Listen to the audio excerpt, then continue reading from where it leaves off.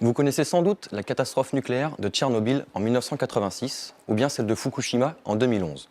Mais connaissez-vous l'explosion de la station pétrolière Piper Alpha en 1988 ou bien celle de la centrale du Connecticut en 2010?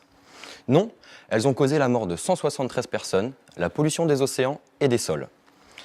Leur origine, leur point commun, c'est l'origine de l'explosion qui est due à une fuite dans un conduit. Dans le monde, la moitié des centrales nucléaires ont été construites il y a plus de 30 ans, et les plus vieilles ont maintenant 50 ans. De fait, les structures sont vieillissantes et demandent de plus en plus de contrôle et de surveillance. Actuellement, il est possible de contrôler entièrement une centrale nucléaire, sauf pour les conduits à haute température et sous pression. Les raffineries connaissent également ce problème. Avant de passer à une transition énergétique, il est impératif de contrôler des conduits contenant du pétrole à 600 degrés et sous pression. Cette température et cette pression engendrent de la corrosion et de l'érosion. Ces deux phénomènes entraînent une variation de l'épaisseur au cours de la vie du tuyau. Une fois que cette épaisseur atteint une valeur critique, des fuites, des ruptures ou des explosions sont possibles. Ces conduits ou ces tuyaux sont contrôlés lors de périodes de maintenance, c'est-à-dire lorsque la centrale est arrêtée pour permettre aux fluides et aux tuyaux d'atteindre une température plus ambiante.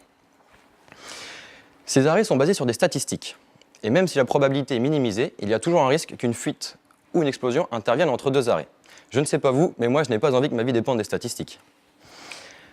C'est pourquoi je me suis intéressé à la question comment contrôler ces conduits à haute pression, à haute température en temps voulu et en temps réel.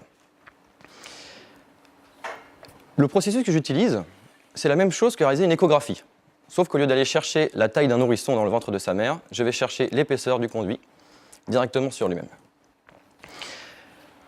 Aujourd'hui, un tel capteur à haute température n'existe pas.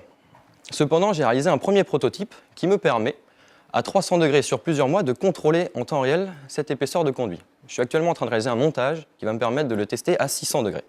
Mais pourquoi un tel capteur n'existe pas? Il faut savoir que dans ces capteurs, il y a 8 couches différentes, c'est-à-dire qu'il faut trouver 8 matériaux qui vont tenir leurs propriétés à 600 degrés sur du long terme, sans briser.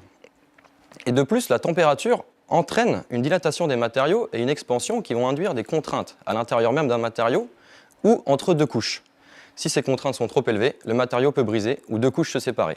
C'est donc la mort du capteur. Mais je ne dirais pas que c'est impossible, car comme dirait Winston Churchill, tout le monde pensait que c'était impossible, quelqu'un est arrivé qui ne le savait pas, et pourtant, il l'a fait. Merci.